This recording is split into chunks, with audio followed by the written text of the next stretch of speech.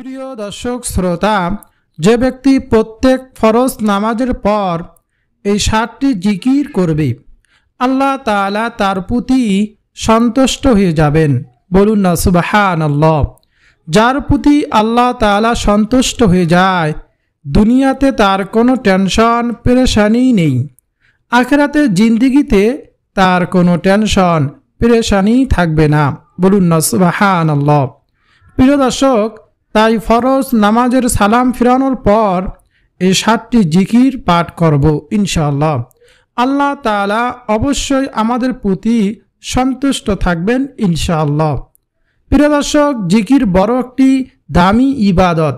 নবীজি বলেন, যে কলব আল্লাহ তাআলা জিকির করে সেই কলব হলো জীবিত মানুষের মতো, আর যেই কলব আল্লাহ তাআলা জিকির করে না সেই কলব হলো মৃত মানুষের মতো। সাহাবায়ে কিরাম জিজ্ঞেস করলেন, ও নবী, কলব আবার কি? নবীজি বলেন, প্রতিটি মানুষের বাম দুধের 2 আঙ্গুল নিচে একটা গোস্তের টুকরো আছে। ওই গোস্তের টুকরা যদি ভালো হয়, পুরা মানুষটাই ভালো হয়ে যায়। আর যদি গোস্তের টুকরাটা যদি খারাপ হয়, পুরো মানুষটাই খারাপ হয়ে যায়। ও সাহাবীরা শোনো, সেই গোস্তের টুকরাটার নাম হলো কলব। মানুষ যখন একটি গুনাহের কাজ করে, তখন সেই গোস্তের টুকরোর মধ্যে একটি কালো দাগ পড়ে। যখন সে 2টি গুনাহের কাজ করে, তখন সেই গোস্তের টুকরোর মধ্যে আরেকটি কালো দাগ পড়ে। যখন সে এমনিভাবে গুনাহের কাজ করতেই থাকে, তখন দাগ পড়তে পড়তে এক সময় সেই কলবটা একেবারে অপবিত্র হয়ে যায়। প্রিয় দর্শক, সাহাবায়ে কিরাম নবীজিকে প্রশ্ন করলেন, ইয়া রাসূলুল্লাহ, সেই গোস্তের টুকরো আবার কিভাবে পবিত্র করতে হয়? নবীজি বলেন, যখন কোনো ব্যক্তি আল্লাহ তাআলা নামের উপর জিকির করে, তখন সেই জিকিরের ধাক্কা গোস্তের টুকরা পরিষ্কার পরিচ্ছন্ন করে দেয়। বলুন না সুবহানাল্লাহ। সেই গোস্তের টুকরোর মধ্যে শয়তান আর বসে থাকতে পারে না। তাই প্রিয় দর্শক, ফরজ নামাজের সালাম ফিরানোর পর এই 7টি জিকির অবশ্যই পাঠ করব ইনশাআল্লাহ। আল্লাহ তাআলা আমাদেরকে সে তৌফিক দান করুন, আমিন। প্রিয় দর্শক, 1 নম্বরে যে জিকিরের কথা বলবো, সেই জিকিরটি হলো, নবীজির সামনে কয়েকজন সাহাবী বসা ছিলেন। নবীজি সেই সাহাবীদেরকে ডেকে ডেকে বললেন, আমি কি তোমাদেরকে জাহান্নামের গুপ্তধনের সন্ধান দেব? সাহাবায়ে কেরাম বললেন, আপনি দেন ইয়া রাসূলুল্লাহ। নবীজি বলেন, যে ব্যক্তি বলে লা হাওলা ওয়ালা কুওয়াতা ইল্লা বিল্লাহ পাঠ করবে, সে জান্নাতের গুপ্তধনের সন্ধান পেয়ে যাবে। বলুন না সুবহানাল্লাহ। আবারও বলতেছি, লা হাওলা ওয়ালা কুওয়াতা ইল্লা বিল্লাহ পাঠ করবে, সে জান্নাতের গুপ্তধনের সন্ধান পেয়ে যাবে। সাহাবায়ে কিরাম তো ছিল আমাদের জন্য অনেক বেশি পাগল পারা। সাহাবায়ে কিরাম বললেন, ইয়া রাসূলুল্লাহ, আমরা আজকের পর থেকে এই লা হাওলা ওয়ালা কুওয়াতা ইল্লা বিল্লাহ অবশ্যই পাঠ করব ইনশাআল্লাহ। প্রিয় দর্শক, জান্নাতের গুপ্তধন পেতে হলে লা হাওলা ওয়ালা কুওয়াতা ইল্লা বিল্লাহ পাঠ করুন। আল্লাহ তাআলা অবশ্যই জান্নাতের গুপ্তধনের সন্ধান দিয়ে দিবেন।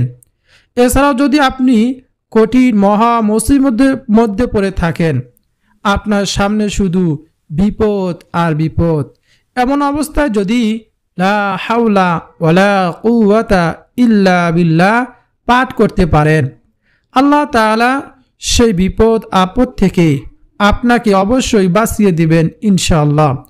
কারণ বিপদ থেকে আল্লাহ তাআলাই উদ্ধার করবেন। দুনিয়ার কোনো মানুষই আপনাকে পারবে না বিপদ থেকে উদ্ধার করতে। প্রিয় দর্শক, চাইব আল্লাহ তাআলার কাছে এবং পাইব আল্লাহ তাআলার কাছ থেকে।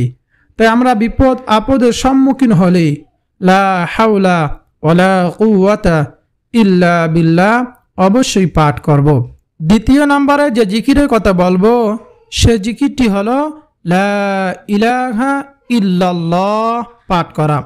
নবীজি বলেন, যদি কোনো ব্যক্তি জীবনের শেষ কথা হয় লা ইলাহা ইল্লাল্লাহ, সে অবশ্যই জান্নাতি হবে।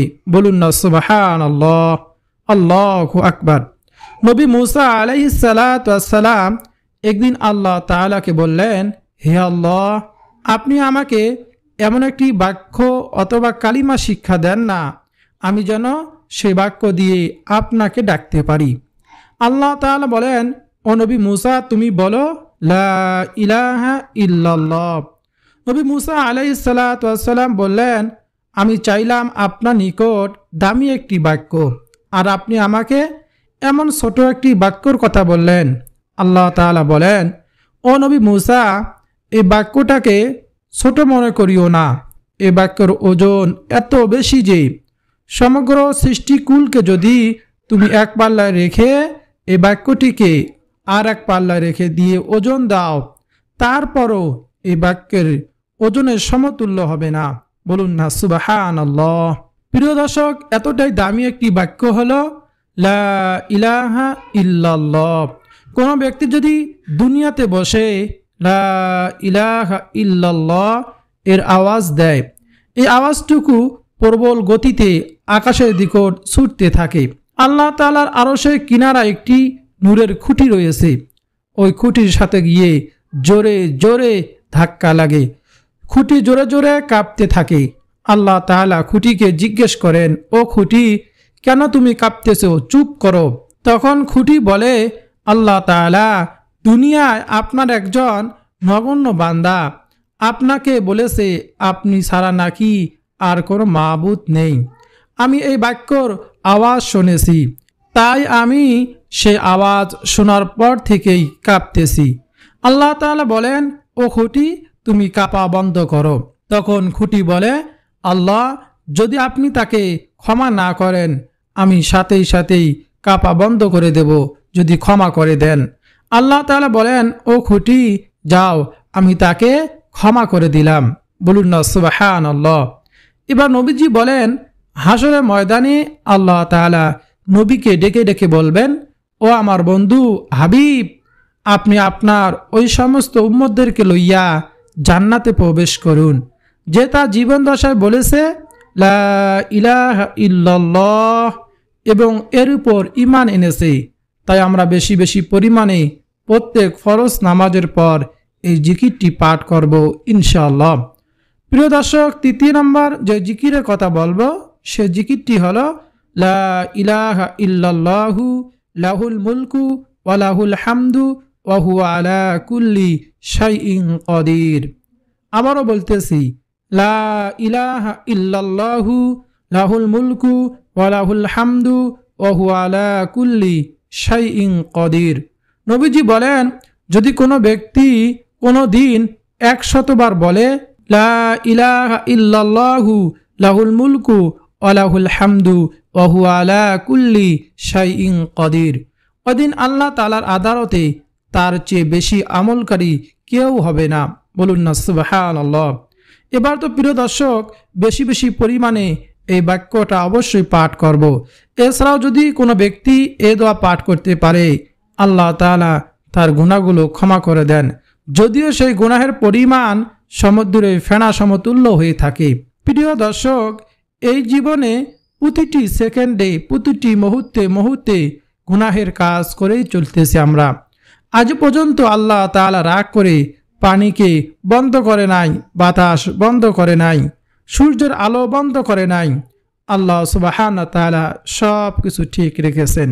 প্রিয় দর্শক, আমরা যদি এই বাক্য, এই দোয়া পাঠ করতে পারি, আল্লাহ তাআলা আমাদেরকে আরও বেশি বেশি পরিমাণে নিয়ামতকে বাড়িয়ে দেবেন, আমাদের গুনাহগুলো ক্ষমা করে দেবেন।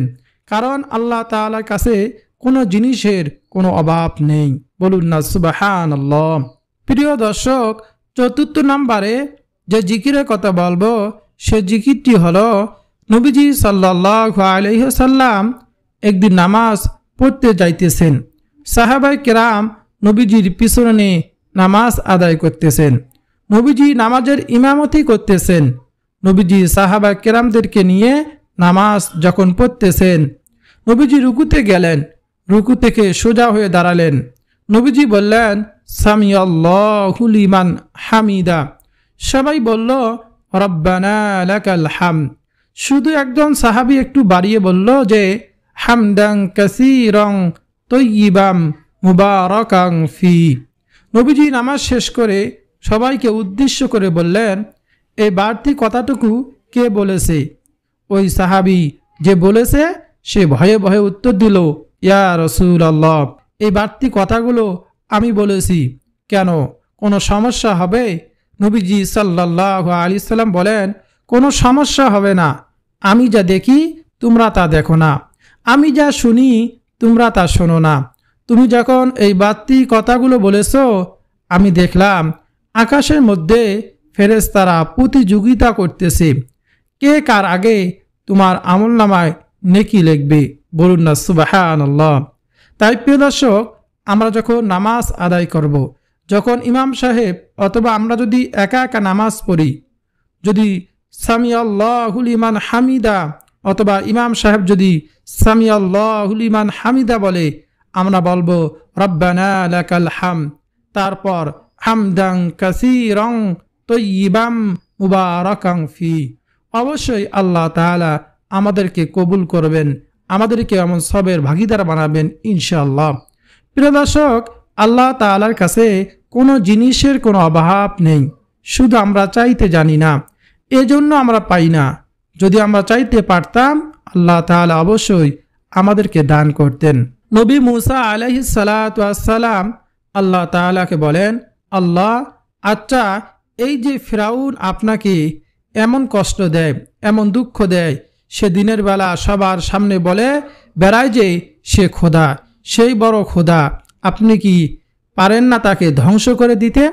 নবী মুসা আলাইহিস সালাতু ওয়াস সালামের এই প্রশ্নের জবাবে আল্লাহ তাআলা বলেন, ও নবী মুসা, তুমি কি জানো না আমি আল্লাহ তাআলার অনেক বেশি মায়া। আমি আল্লাহর এত মায়া যে, শোনো, আমি আল্লাহ তাআলার কাছে মায়া হচ্ছে 100 ভাগ, আর 1 ভাগ মায়া আমি সারা দুনিয়ার সকল সৃষ্টিকুলকে আমি ভাগ করে দিয়েছি। বলুন না সুবহানাল্লাহ।